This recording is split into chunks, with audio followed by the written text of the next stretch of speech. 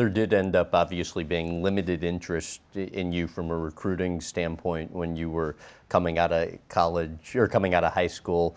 You know, with the college's few scholarship offers.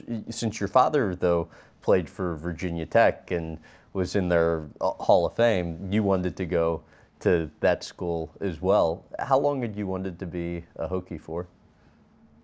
For a long time. We used to take trips up there on Saturdays to go watch Virginia Tech football games, and you know, that was something that I had my eye on, to kind of follow my dad's footsteps and play, you know, for Virginia Tech.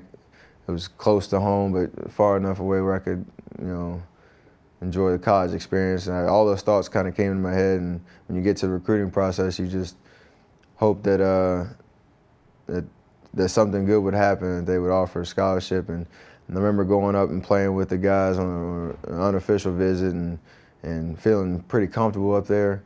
I mean, things didn't work out with you know, their plan when it came to how many scholarships they were going to offer out. And you know, they offered me a walk-on position, but that wasn't what I had in mind when it came to playing for the Hokies. But I always had that, you know, everything happens for a reason. I had a plan to end up at Davidson, and thankfully, you know, that worked out.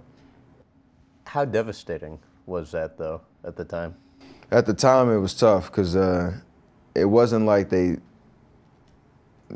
put a lot of effort into, you know, the actual recruiting process. I talked to Coach Greenberg a lot, and he kind of spoke very highly of how I could help their team down the road. And I remember one of their assistant coaches, Stacy Palmore, who would come and have meetings at my school and come to my open gyms at high school. And so when you see them in their presence pretty much at all your games and practices, you think something good is going to happen because they're there for a reason. I wouldn't say they got my hopes up, but I felt it was very right. promising when it came to you know, getting the scholarship offer. And then, you know, at the end of the process, it didn't work out that way. So it sucked a little bit for sure, because, you know,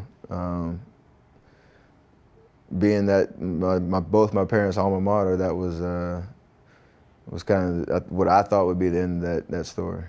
Your parents were regulars at the Virginia Tech games up until that point, and they just stopped going after that. To what extent was it painful for the family, too? It was a sore spot, I think, for sure, because like we said, it was, I felt we get duped, but it felt like, you know, there were countless opportunities, and for me, that I showed that I could play on that level. And the way that they, you know, Coach Greenberg and his staff was talking, that was going to happen, and it didn't. You know, if I know from I haven't really talked to my dad specifically about how he felt about it, because I know he didn't want to put a lot of pressure on me at the time of how emotional it was for him. So that's a good question, just how, you know, how much it might have stuck with him. But what do you think?